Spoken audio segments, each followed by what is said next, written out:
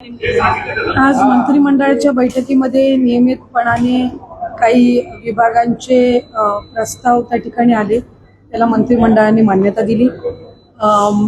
मग त्यात महसूल विभागाचे असतील किंवा नव्याने महाराष्ट्राने आणि महायुतीच्या सरकारने एक निर्णय घेतलेला आहे की आपल्या ज्या महाराष्ट्रातल्या नद्या आहेत या प्रदूषणमुक्त करण्याच्या दृष्टिकोनातून एक चांगल्या पद्धतीचा निर्णय आज मंत्रिमंडळाच्या बैठकीमध्ये घेण्यात आला। खरं तर आज काल 31 मार्च रोजी महिला व बालविकास विभागाअंतर्गत महायुतीच्या सरकारच्या वतीने जी मुख्यमंत्री माझी लाडकी बहीण योजना सुरू आहे त्याची KYCच्या संदर्भातली मुदत ही काल 31 मार्च रोजी त्या ठिकाणी संपली। पण काही निवेदनं आमच्याकडे प्राप्त झालेली होती, काही त्या संदर्भातल्या KYCच्या संदर्भातल्या काही तक्रारी म्हणजे आम्हाला आणखीन त्याच्यामध्ये थोडी मुदत मिळावी, काही ठिकाणी काही यामधल्या कालावधीमध्ये गारपीट असेल किंवा त्याच्या आधीच्या कालावधीमध्ये काही KYC करण्याच्या काही जणींच्या राहिलेल्या होत्या। या सगळ्या याच्यामध्ये खरं तर पहिली KYCची प्रक्रिया ही साधारणपणे सप्टेंबर 2025 मध्ये सुरू झाली आणि ती पहिल्यांदा 2 महिन्याच्या कालावधीसाठी सुरू करण्यात आलेली होती आणि 2 महिन्याची मुदत KYC साठी सर्व लाडक्या बहिणींना देण्यात आलेली होती। पण त्यानंतर राज्याचे मुख्यमंत्री देवेंद्र फडणवीस साहेब, उपमुख्यमंत्री शिंदे साहेब आणि तत्कालीन उपमुख्यमंत्री अजितदादांच्या सूचनेनुसार ती मुदत 31 डिसेंबर पर्यंत वाढवण्यात आलेली होती।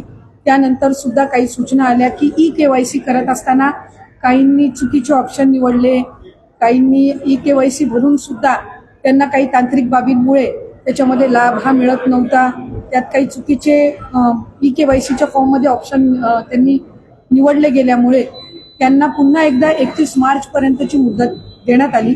ती मुदत ही आता या महिन्याच्या कालावधीपर्यंत आम्ही वाढवत आहोत, म्हणजे 30 एप्रिल पर्यंत ती मुदत ही राज्याचे मुख्यमंत्री देवेंद्र फडणवीस साहेब, उपमुख्यमंत्री शिंदे साहेब आणि उपमुख्यमंत्री सुनेत्रा काकींच्या सूचनेनुसार ती वाढवण्यात येत आहे। त्यामुळे आपल्या माध्यमातून सर्व लाडक्या बहिणींना विनंती राहील की ही जी अंतिम संधी ही आपलं काही KYC करत असताना जी काही चूक झालेली असेल त्या दुरुस्तीसाठी ही देण्यात आलेली आहे आणि 30 एप्रिल पर्यंत ही मुदत ही महायुतीच्या सरकारच्या वतीने आदरणीय मुख्यमंत्री फडणवीस साहेब, शिंदे साहेब आणि सुनेत्रा काकी यांच्या सूचनेनुसार ही आम्ही वाढवत आहोत। एक महत्वाचा प्रश्न असा आहे की तुम्ही महिला बाल विकास मंत्री आहात, घराचं प्रकरण ज्या पद्धतीने वाढतंय तुम्ही काही बोलत नाही अशी टीका वारंवार विरोधक करतात। नाही, खरं तर ही टीका अतिशय दुर्दैवी आहे, कारण मी ज्या वेळेला हे प्रकरण झालं त्यावेळेला सर्वात पहिले या संदर्भातली प्रतिक्रिया देणारे जे काही मोजकी जण होती त्याच्यातली मी एक होती। हा अतिशय घृणास्पद आणि निंदनीय प्रकार आहे आणि याचं समर्थन किंवा या संदर्भामध्ये वेगळी काही भूमिका घेण्याचं काही कोणाचाच दृष्टिकोन किंवा त्याबद्दल काही हे असावी अशाचं काही कारण नाही।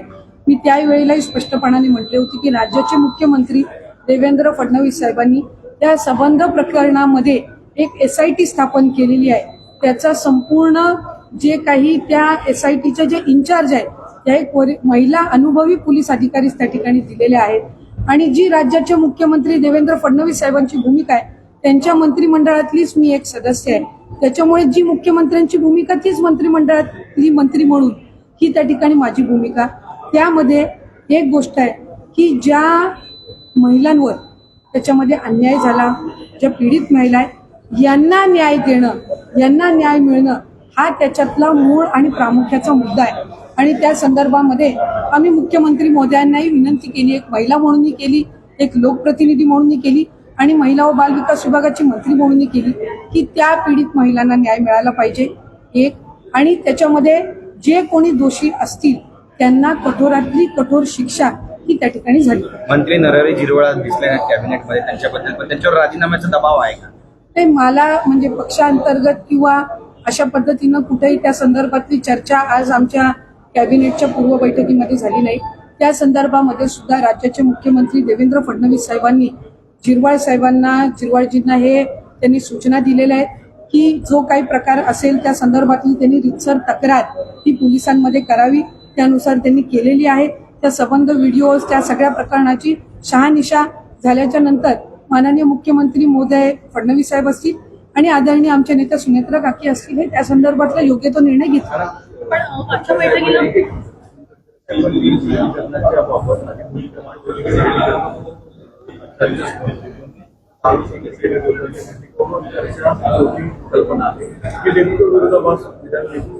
नाही, त्यांनी सुरुवातीपासून ही भूमिका घेतली की दादा असतानाचं विलिनीकरण आणि दादांच्या पश्चातलं विलिनीकरण हे दोन वेगवेगळ्या बाबी त्या ठिकाणी आहेत. सुरुवातीच्या कालावधीमध्ये जो काही संबंध आवाज करण्यात आला विलिनीकरण दादांची शेवटची इच्छा, त्यावेळेला खऱ्या अर्थानं दादांचा झालेला अपघात त्या सगळ्या संबंध परिस्थितीमध्ये लगेचच विलिनीकरणाची जी चर्चा सुरू झाली त्याच्यातून एक संभ्रमाचं वातावरण हे त्या निमित्ताने झालं. आणि जसं त्या म्हणजे आदरणीय पवार साहेबांच्या राष्ट्रवादी काँग्रेस पक्षाच्या नेत्यांमध्ये एक संघटितपणाने त्या संदर्भामध्ये चर्चा झालेली होती, तशा पद्धतीनं संघटित चर्चा ही राष्ट्रवादी काँग्रेस पक्षाच्या अजितदादांच्या पक्षामध्ये झालेली नव्हती. या संदर्भामध्ये त्यांनी त्यावेळेला ही भूमिका स्पष्ट केली आणि काल परवामध्ये झालेल्या त्यांच्या याच्यामध्ये त्यांनी सांगितलं की कुणीही आदरणीय सुनेत्रा काकींना दादांच्या पश्चात राष्ट्रीय अध्यक्ष म्हणून करा, त्यांच्या नेतृत्वामध्ये आपण सगळे एकत्रितपणाने काम करू, अशा पद्धतीची काही भूमिका त्यावेळेला आली नाही. त्यामुळे एक संभ्रमतेचं वातावरण हे दोन्ही बाजूनी तयार झालं. विकास लवांडे म्हणतात की दुटप्पी भूमिका आहे सुनील तटकरे यांची. ते त्यांची भूमिका त्यांनी बघावी. खरं तर मला म्हणजे एक आश्चर्यही वाटतं, एक कुतूहली मला त्या बाबतीतलं आहे की ते एका वेगळ्या पक्षाचं प्रतिनिधित्व करतात, आम्ही एका वेगळ्या पक्षाचे कार्यकर्ते आहोत. असं असताना यांना रोज आमच्या पक्षामध्ये काय चाललेलं आहे ह्याच्यासाठी वेळ कुठनं मिळतो. त्यांनी त्यांच्या पक्षाची जी संघटना आहे ह्याच्याकडे जास्ती लक्ष द्यावं. आम्ही आमच्या पक्षाच्या संघटना वाढीसाठी सुनेत्रा काकींच्या आम्ही नेतृत्वाखाली काम करत आहोत. या उलट माझी त्यांनाही विनंतीपूर्वक सूचना राहील की आपण जर बघितलं तर स्थानिक स्वराज्य संस्थेच्या निवडणुका, मग त्या महानगरपालिकेच्या असो किंवा जिल्हा परिषदेच्या असो, आदरणीय आमचे नेते अजितदादा हयात असताना काही जिल्ह्यांमध्ये राष्ट्रवादी काँग्रेस पक्षाचे दोन्हीही कार्यकर्त्यांनी एकत्रितपणाने लढवलेली आहे. आज ते जिल्हा परिषद पंचायत समितीमध्ये महानगरपालिकेमध्ये त्या ठिकाणी काम करत आहेत. अशा वेळेला त्या कार्यकर्त्यांची दोन्ही बाजूच्या कार्यकर्त्यांची आपण फरफड का करतोय हे माझ्यासारख्या कार्यकर्त्याच्या समजण्याच्या पलीकडे आहे. कारण शेवटी त्यांनी महानगरपालिका एकत्र लढवली, आज त्यांना तिथे एकत्र काम करायचंय. जिल्हा परिषद काही ठिकाणची एकत्र लढवल्या, जिल्हा परिषदेच्या पंचायत समितीच्या महानगरपालिकेच्या निवडणुका कार्यकर्त्यांच्या निवडणुका असतात आणि त्यांनी त्यावेळेला दादांनी त्याच्यामध्ये पुढाकार घेतला असेल, श्रद्धेय पवार साहेबांच्या मार्गदर्शनाखाली त्यांच्या पक्षाने पुढाकार घेतलेला असेल. अशा वेळेला ह्या सगळ्या भूमिका आणि एकमेकांवर वेगवेगळे आरोप प्रत्यारोप करून आपण त्या लोकप्रतिनिधींची जे स्थानिक पातळीवर काम करतात किंवा कार्यकर्ते यांची फरफड ही कुठल्याही पक्षाने का करावी हे माझ्यासारख्या कार्यकर्त्याच्या समजण्याच्या पलीकडे. रोहित पवार यांनी एक मोठा आरोप केलाय. ते म्हणतात की खरात यांनी एका मोठ्या नेत्याच्या आणि अजितदादा पवार यांच्या फोटोवर फुल्ली मारली होती, जे धागेदोरे तितके अजितदादा यांच्या अपघाताशी जोडण्याचा प्रयत्न असं वाटतंय. खरं तर हा महाराष्ट्र पुरोगामी महाराष्ट्र म्हणून ओळखला जातो, विकसित महाराष्ट्र म्हणून ओळखला जातो. खरातांचं झालेलं प्रकरण हे अतिशय निंदनीय, एकदम निंदनीय. त्याचं समर्थन किंवा त्याची बाजू किंवा काय हे कोणीही कुठल्याही बाजूनी घेण्याचं काही कारण नाही.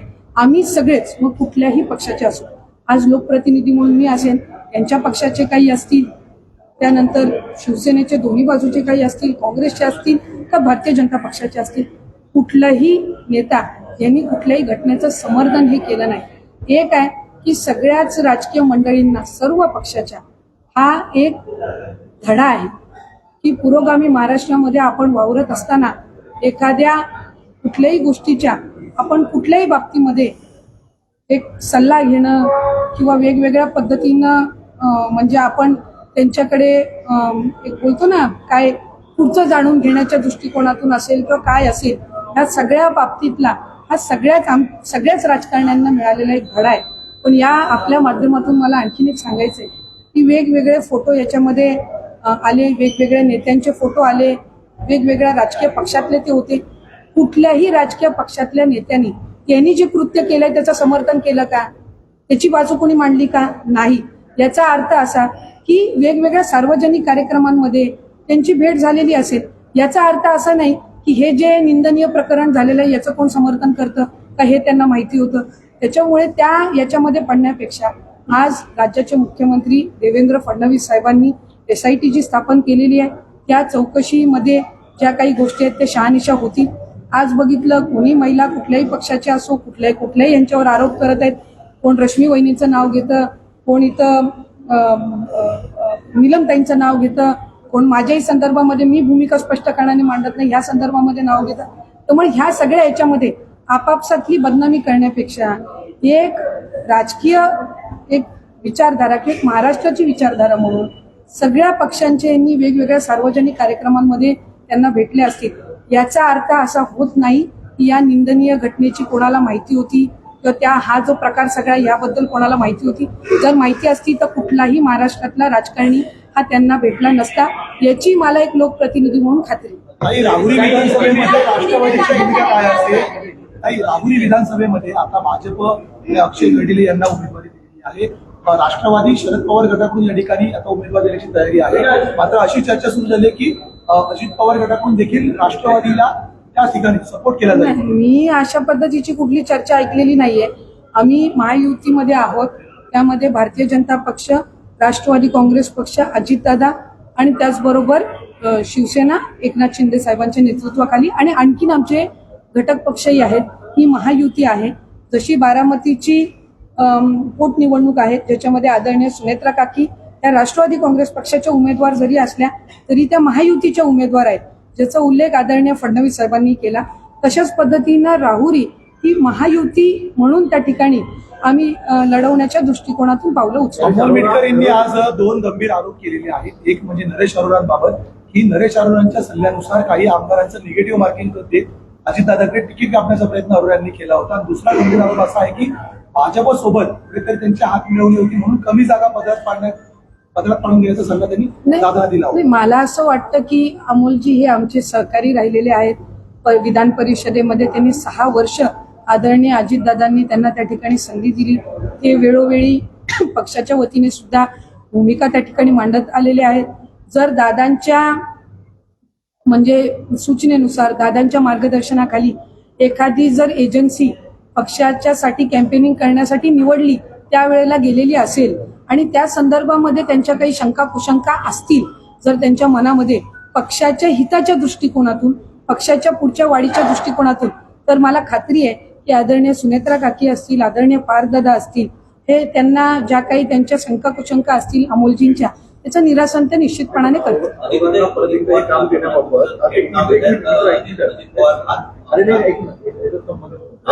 अरोरा यांना परत एकदा मीडिया मॅनेजमेंटचं काम द्यावं यावर पक्षामध्ये काही मतभेद असल्याची चर्चा आहे. मला वाटतं काय की वेगवेगळ्या पद्धतीनं वेगवेगळ्या शंका कुशंका या एका कॅम्पेन एजन्सीच्या बद्दलच्या त्या ठिकाणी रंगवल्या जात आहेत.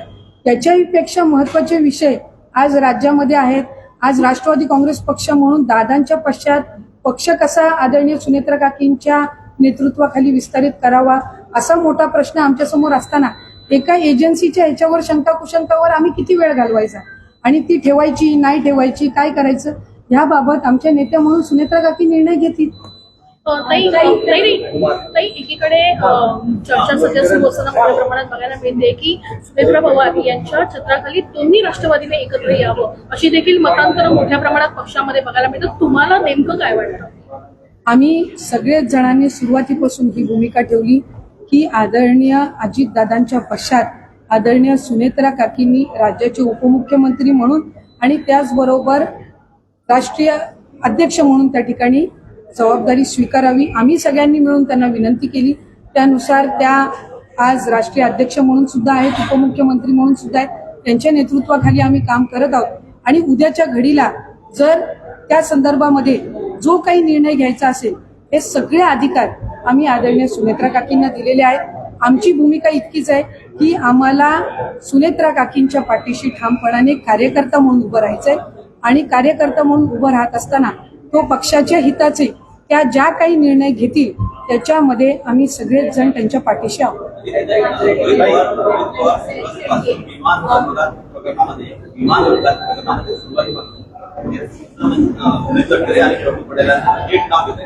गडकरी राष्ट्रवादी पक्ष हल्ल्या करण्याचं त्या ठिकाणी पण वक्तव्य करतात. गडकरींना बदनाम करण्याचं किंवा प्रतिमा बलिष्ठ करण्याचं डाव आहे का? ते 100% त्याच्यामध्ये काही दुमत असण्याचं कारण नाही. कारण आज राष्ट्रीय अध्यक्ष कोण आहेत? आदरणीय सुनेत्रा काकी आहेत. प्रदेश अध्यक्ष तटकरे साहेब दादा असताना नव्हते का? तर त्याही वेळेला प्रदेश अध्यक्ष होते आणि आत्ताही आदरणीय सुनेत्रा काकींच्या मार्गदर्शनाखाली त्यांच्या नेतृत्वाखाली ते प्रदेश अध्यक्ष म्हणून आहेत.